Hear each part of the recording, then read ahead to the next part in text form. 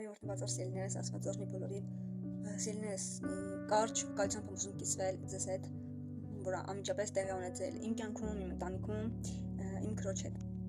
Ուրեմն ամիսներ առաջ իմ քրոջս, փոքր քրոջս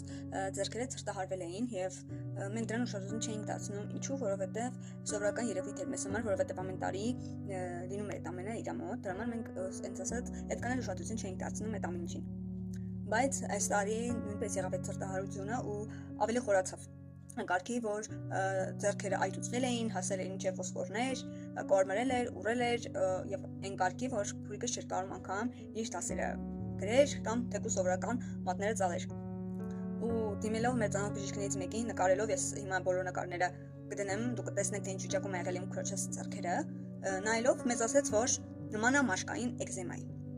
Իսկ ինքը բարդացած ու խորացած հիվանդություն է, ու մենք չխառավեցինք իրար, ու հաջորդ օրը քուրիկս եկավ ու ինձ ասեց՝ «Յուղով կոծես ձեռքերս աղոթես»։ Ես ուրախացա իր հավատքի վրա, որ ինքը հավատքի քայլ է դրսևորում, այս հարցում ուղղակի չի պատմվում։ Ու մենք յուղով օծեցինք իր ձեռքերը, ձեռնադրեցինք, աղոթեցինք Աստծո խոսքին համաձայն։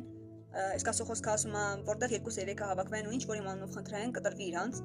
Մենք քուրիկիս հետ միաբանվեցինք, Աստծո խոսքի համաձայն աղոթեցինք, բժշկություն խոսեցինք եւ Աստծո փառքի համար եմ սա վկայում ու կարող եմ ասել, որ օրեր չանցած քրոջս ձեռքերը կատարյալ բժշկվեց,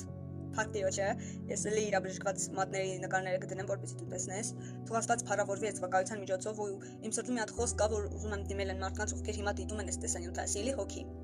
Ես չգիտեմ դու ինչ իրավիճակների մեջ ես, ինչ հիվանդությունների, նեղությունների, փորձությունների մեջ ես, բայց այսօր թող ես լինեմ այն մեկը, ով քեզ կարող է քաջալերի ու ասի, որ Տերը հավատարիմ է։